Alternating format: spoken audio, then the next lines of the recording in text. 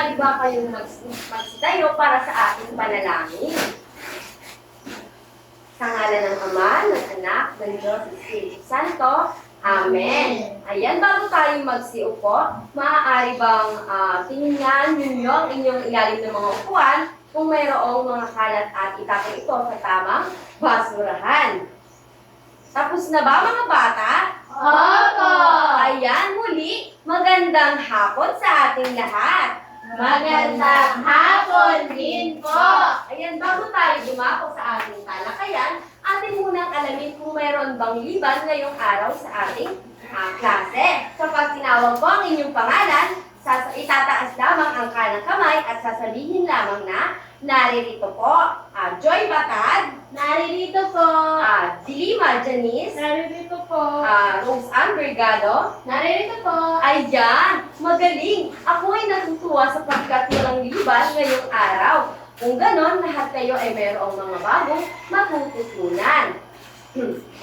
Bago tayo magsimula, akin munang sasabihin ang ating mga alituntunin sa loob ng klase. Una daw po ay, Huwag maingay!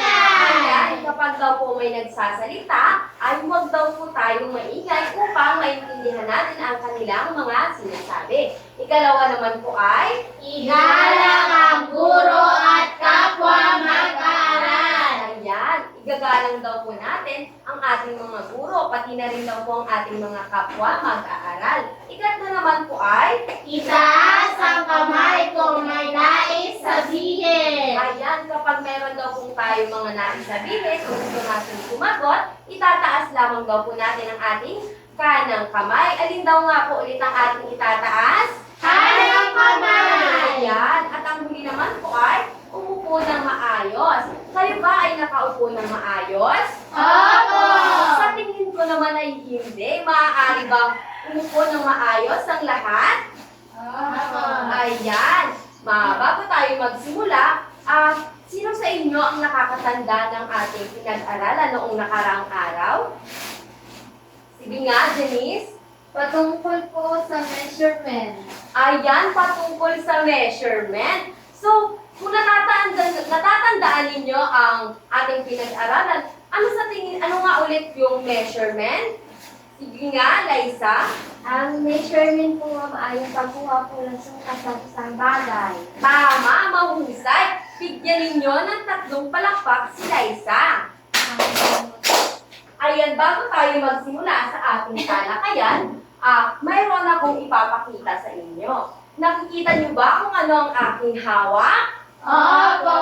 Sa tingin ninyo, ano kaya ang aking hawak? Sige nga, Joy. Flashlight po, ma'am! Flashlight. Ngayon naman, ang aking hawak na flashlight ay, anong nangyayari sa flashlight na hawak ni teacher? Umiilaw! Ayan, umiilaw. Ngunit, alam niyo ba, class, kagabi habang nagbabasa ako, bigla itong namatay. Nawala ng ilaw. Bakit kaya nawala ng ilaw? Ano kaya sa tingin niyo ang naging dahilan?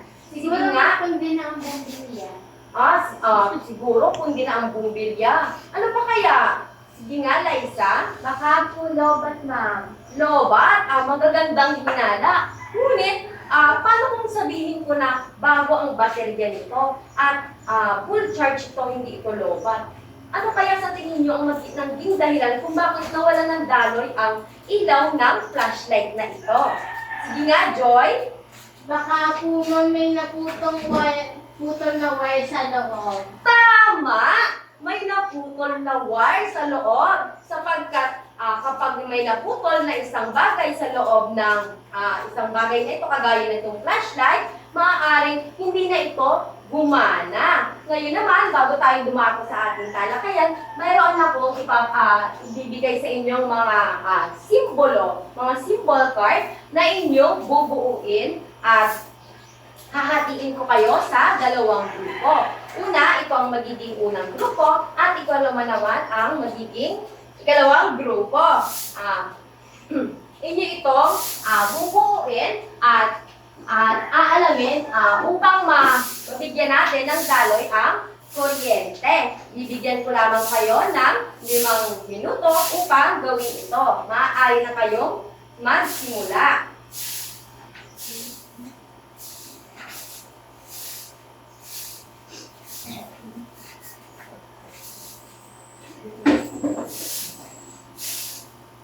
Tapos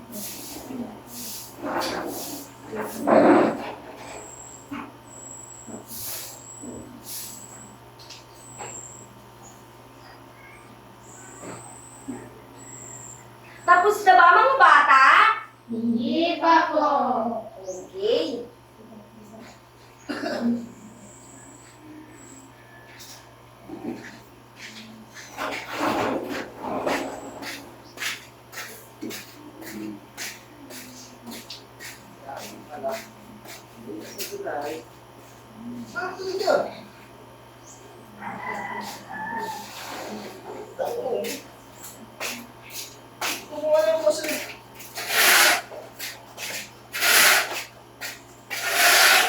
Okay.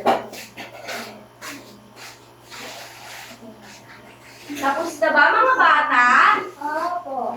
Ayan, kung ganon, kung tapos na, maaari bang ang bawat pangkat ay magkaroon ng isang representas upang ipaliwanag ang inyong ginawa? Mauna ang unang pangkat. Sige nga, Joy, huli ka sa unahan at iyong ipaliwanag ang inyong ginawa. Ito po ang aming ginawa. Ito po ang nagsisilbi sa unahan kasi mukha siya, bilog siya, mukha siya bumbilya. Ito naman po ay dahil may sign po siya, mukha siyang baterya. At ito naman po ay parang pintuan, kaya para siyang switch po. Ayan, napakahusay. Bigyan ninyo ng 3 palakpak ang unang grupo. Ayan, ngayon, ang inyong ginawa ay ang siyang magbibigay ng daloy sa ating mga kuryente. Ngayon, sa ating ginawang aktibidad, sa tingin nyo kaya, ano ang ating pag-aaralan ngayong araw? Sige nga, Trisha. Ma'am, siguro po patungkol po sa mga sa mga simpleng, po sa kuryente. Magaling! Ang ating pag-aaralan ay may patungkol sa kuryente o mas particular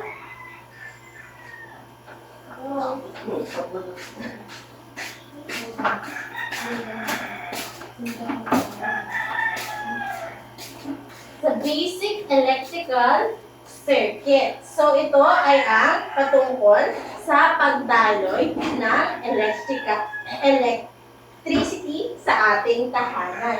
So, papakita ko sa inyo ang ating layunin. Sa pagtatapos ng aralin ang mag-aaral ay inaasahang makikilala mga pangunahing bahagi ng isang simple circuit at mga simbolo nito. Napapahalagahan ng kaligtasan sa paghawak ng kuryente or electrical awareness.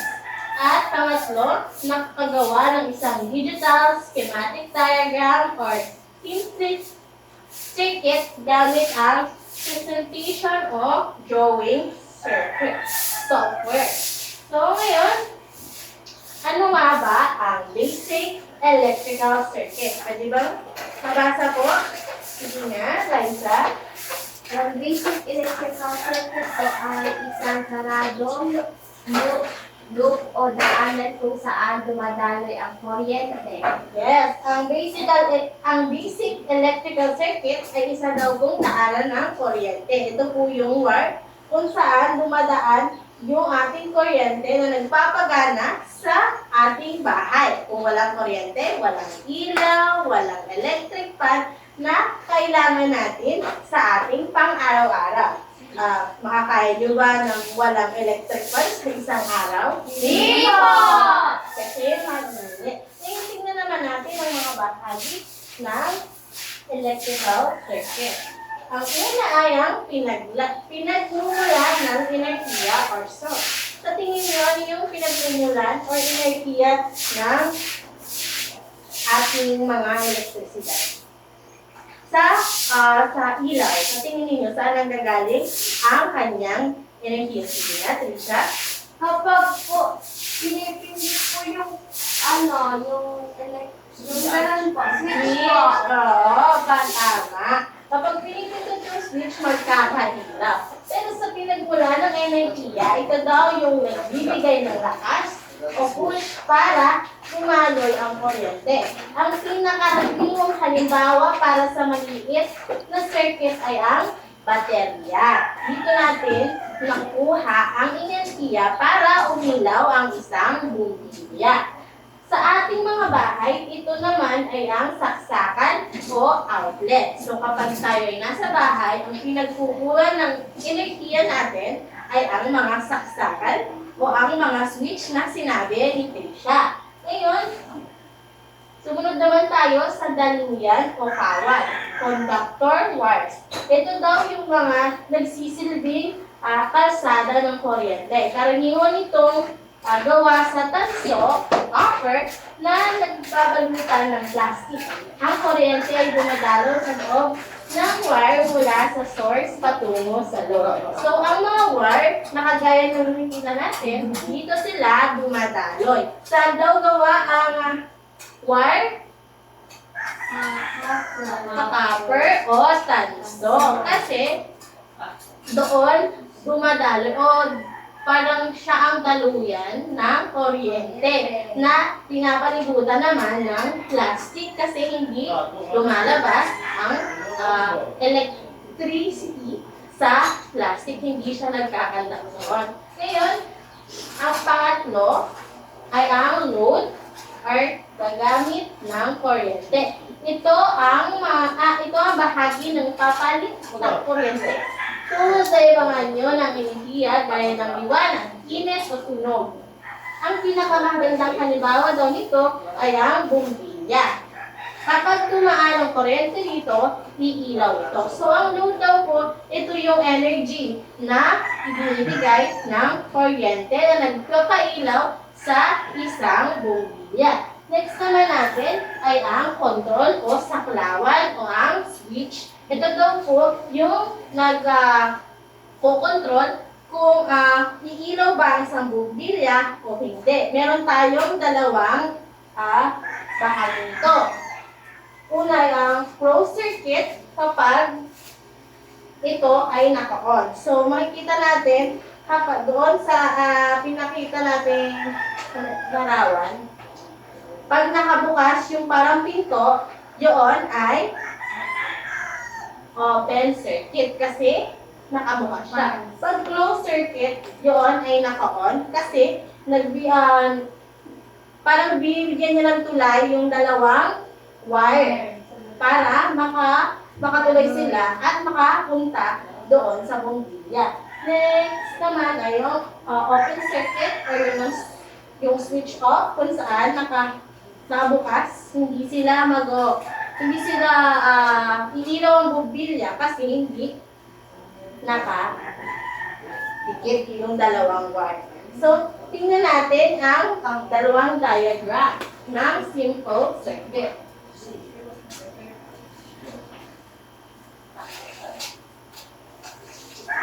So, makikita natin dito na ang source ay ang battery. Meron siyang negative at positive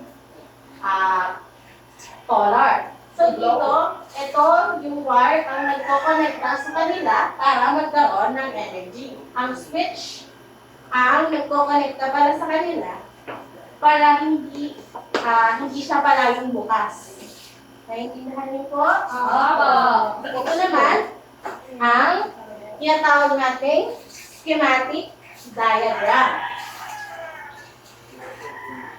Ito yung kadalasan nakikita natin sa mga professional na poster. So dito nakita natin na kapag may ganito sa binigay natin ng activity, na nakita tayo ganito, ito ay kadalasan battery. Ito naman bilog na may X, ito ay sinisimbolo ng light bulb. Ito namang switch na sinasabi ko, open and close. Yan ang tinatawag nating switch. Ngayon, hindi tayo makakausad kung alin di natin alam ang mga dapat tandaan sa paggamit ng kuryente. So, ito ang mga dapat tandaan. Huwag daw po natin hahawakan ang kuryente kapag ang ating mga kamay ay basa. Kasi ang wet or tubig ay mabisang pang-conduct ng electricity. Kaya madali kayong makukuryente pag basa ang inyong mga kamay. Next naman ay huwag overload ang saksakan. So, kapag sa bahay ninyo, yung saksakan ninyo ay ang daming nakasaksak, pwedeng sumabog ito kasi marami ang sinusuplayan ng kuryente. Next naman ay suriin ng mga kawat o wire bago gamitin. So, pag gagamit kayo or may aktibidad kayo na may konektado sa kuryente, titingnan muna natin ang mga wire kung may kat-kat ba ng daga o may siwa para hindi tayo makuryente ng aksidente. Next naman ay huwag magpasok ng anumang bagay sa saksakan. So, huwag po kayong magsusuot ng kung ano-ano sa saksakan, lalo na kung ito ay metal. Kasi ang metal din po ay mabisang pag-conduct ng kuryente at pwede po tayong makuryente doon. Next naman ay hilangin ng mga plug, huwag ang kawat. So, ito po ay kadalasan ng mga bata. At bata po kayo, di ba? So, kapag may hilangin tayong plug, yung mismo pong nasa outer layer po, huwag po yung mismong kawad na pinagbubugtungan nung saksakan kasi makukuryente po tayo.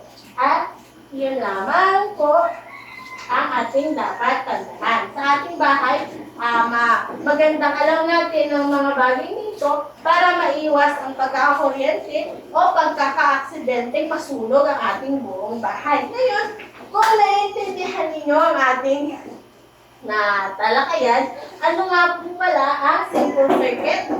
Sino po ang kakalam ng simple circuit? Sige nga, Janice. Ito po ay daluyan ng enerhiya ng kuryente. Magaling. Ang simple circuit po ay pinagdadaluyan ng ating enerhiya na ginagamit natin upang tayo ay magka-kuryente. Ngayon naman, kung naiintindihan nyo ang ating gawain, may gano'n tayong gagawin gawain. Hahatiin ko kayo sa dalawang grupo, at ito ang unang grupo at ang pangalawang grupo. Ngayon naman ay gagawa kayo ng simple schematic circuit na may dalawang bulb. Ito ang ating pamantayan. Pagkakaayos ng simbolo, 40%. Kalinisan ng drawing, 30%. Tamang labeling, 30%. Ang total ay 100%. Ofisyo.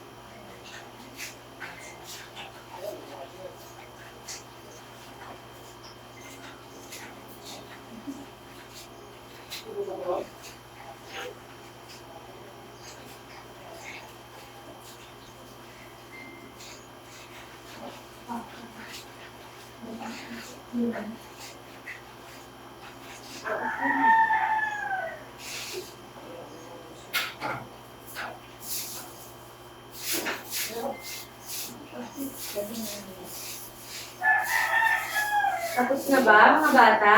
Hindi pa po.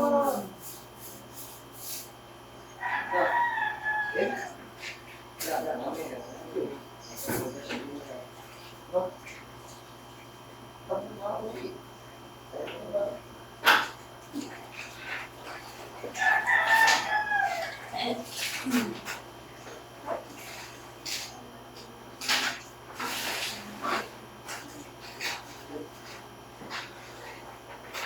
Tapos na ba, mga bata?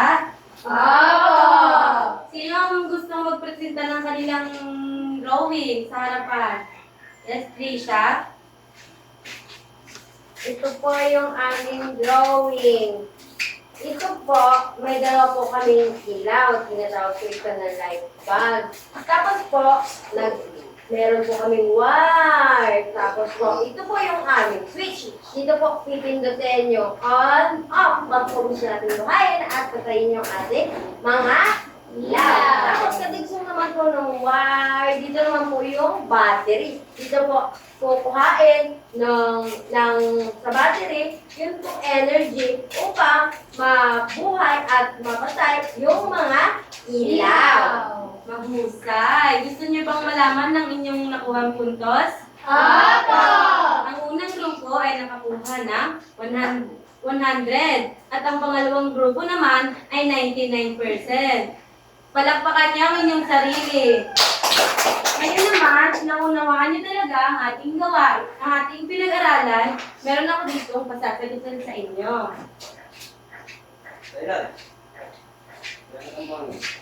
Ang gagawin niyo, isusulat niyo lamang sapat lang ang tamang sagot. Sino ang gustong sumagot sa number 1? Yes, Liza? Ako mo yung nalarik.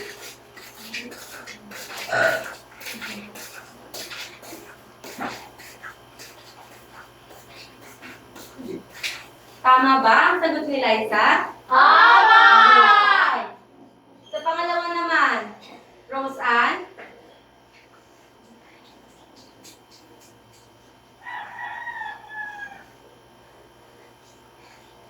Tama ba ang sagot ni Rose Ann?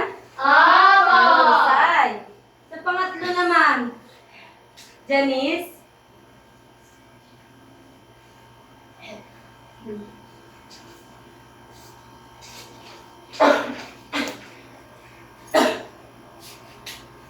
Tama ba ang sagot ni Janice? Opo! At sa panghuli naman, sino ang gustong sumagot? Trisha?